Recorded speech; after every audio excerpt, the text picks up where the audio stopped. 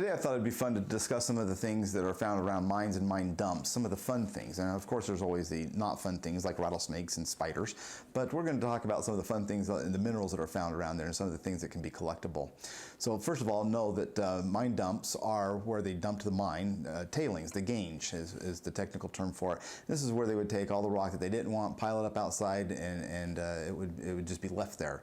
And of course they were hauling off the high-grade ore, so what was left was just the unwanted rock. Now when I say the high-grade ore, that can mean different things to different people. So the high-grade ore, the mine was trying to mine, was the stuff that had value to them, stuff that they could ship off, have processed, and make a profit. And everything else was low-grade ore. Now some of that low-grade ore was still pretty close to high-grade ore, so you could often find really good specimens of different minerals on the mine dumps of that. So for, if you were on a copper mine, you could find copper mineral specimens, and sometimes even native copper or malachite and azurite, sometimes gem quality materials, and sometimes it's just picture stuff, something you can put in your cabinet and look at. So everything here in front of me is all stuff that has been found on a mine dump, some of it by me and some of it by others. But anyway, that's what we're going to discuss today. So one of the things about collecting mineral specimens, especially on dumps, is that you want to preserve them. You want to preserve them so that you can get them home and enjoy them. You want to make sure that you're not damaging them in any way. Now, if you're collecting buckets of agate, obviously they're not very fragile. But if you're collecting crystals, ones like this, you want to make sure you're protecting the edges and the points and the tips of them and everything to keep them from getting damaged. I like to use toilet paper. It's a good way. It has multiple uses out in the field. The obvious one it's intended for, plus wrapping specimens. It can another one is paper towels. Of course, they're good. They act as a good cushion. I personally like aluminum foil for a lot of collecting things. It's like encasing them in a layer of metal, so it protects them quite nicely. Another way we do this is by taking super glue. We use various degrees of super glue that we take to the field with us, and if the specimen's super fragile, we'll just glue it to the bottom of a box and then bring it home. And if the specimen's really fragile, we can put glue on the crystals themselves, things like topaz, pseudobrokite, the red beryl combinations, and the only way to get those home is to super glue the entire thing. Bring them home, and then we can soak them in acetone to dissolve the super glue, and then we have these perfectly preserved specimens. So we can glue them to the bottom of a box or a plastic container, bring them home, and it preserves them quite nicely. Another aspect of collecting minerals found on mine dumps is anthropogenic minerals. And anthropogenic minerals are minerals that are formed after the mining process. So they're caused because man dug them up and left this rock on the dump, and the chemical reactions between the new oxygen and nitrogen in the atmosphere along with the new meteoric water produces new minerals. And so there are people that collect just those or specialize in those. There's about 208 of those known to exist, and that's not counting ones that are man-created, like in a lab. You can get things like yag and moissanite. Those are mineraloids that are created in a lab, or things like trinitite that were caused by the nuclear bombs where it vitrified the sand. But on mine dumps, there's about 208 different minerals that are found there, and some of them are pretty cool, and so keep an eye out for those. Learn those and keep an eye out for them. Identifying minerals can be a challenge, especially out in the field. Sometimes it's easier to bring them home and look at them with a hand lens or a microscope, but if you're looking for bigger ones, obviously that's much easier. So MINDAT, MINDAT.org is a mineralogical database. It's online. You're welcome to sign in there and use it. It's a free service, and it's used by professors and students and amateurs alike all over the world, and it's a huge database and a consortium of mineral collectors that get on there and share information. So you can post pictures on there and ask people to help you identify them, and people are always willing to help you do that. Also, you can bring specimens like by my house, and Zeke and I would be glad to look at specimens for you and help you identify your rocks. We do that all the time. What we do see a lot is people that go out to the field and they think they know what they have, and so they post that online, and they're often wrong, and then trying to correct that is always a fight and a challenge, because people never like to be challenged.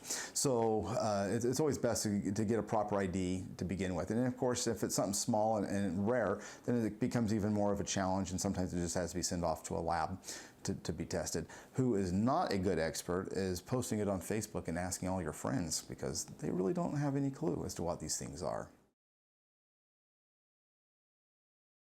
So there's a number of paste sites around the country, even around the world. Even here in Utah, there's a handful of them where you can pay to dig on their property, and some of them for the trilobites and topaz and red beryl and azurite and malachite, and those are all fun to do. All the ones in Utah that I've visited, and I've visited all of them now, so they're all pretty legitimate. When you travel abroad, out of the state of Utah, there's a number of places that charge you, and they seed the ground, just flat out seed it, so that they make sure you're going to find something. I do like Jim Mountain up in Montana. I dug the sapphires there. I've been digging up there for 30 years. I love going to Jim Mountain, and they don't seed it. You know, I don't want to sound like a commercial for them either, but that's a good reputable place to go. The Ocean View Mine in California is a fun place to go to find tourmaline, and any of those are good places that do not seed their property. Again, some do, so you have to just be careful, read reviews, and investigate. Another fun aspect of collecting on mine dumps is collecting fluorescent minerals, and fluorescent minerals are ones that glow under ultraviolet light. So here I have, it's called a Convoy S2. It's a little tiny fluorescent light. It puts out 365 nanometers of wavelength of light, which is perfect for collecting the long wave minerals. Some minerals fluoresce underneath this, some do under the long or the short wave light. The short wave lights are much more expensive. These lights are available online. Adrienne sells them on her website, thecrystalbarista.com, so you can order them on there.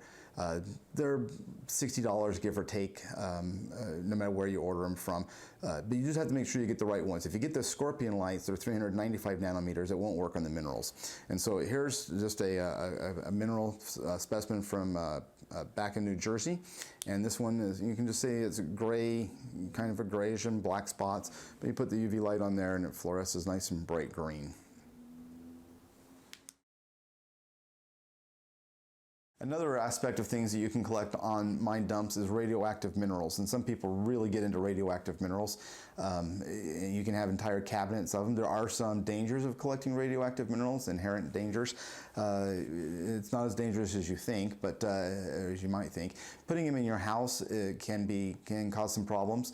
You want to be careful of the radon gas. The uranium, having it in your house in and of itself, unless you put it under your pillow, is not going to be strong enough to really do anything to you. But if you collect them and keep them in your basement, you will build up radon gas. Radon gas is an odorless, tasteless, colorless gas that naturally exists in the environment, and it naturally exists in many basements already. By putting radioactive mineral specimens in there, you're concentrating that. So, and many studies have shown that smokers are the ones that really suffer from this. So if you're a smoker, you really don't want to have the radioactive minerals in your house. Keep them in your garage or keep them in a shed. They'll be just fine. One of the things you're going to need is a Geiger counter. This is just an old civil defense one from the 50s.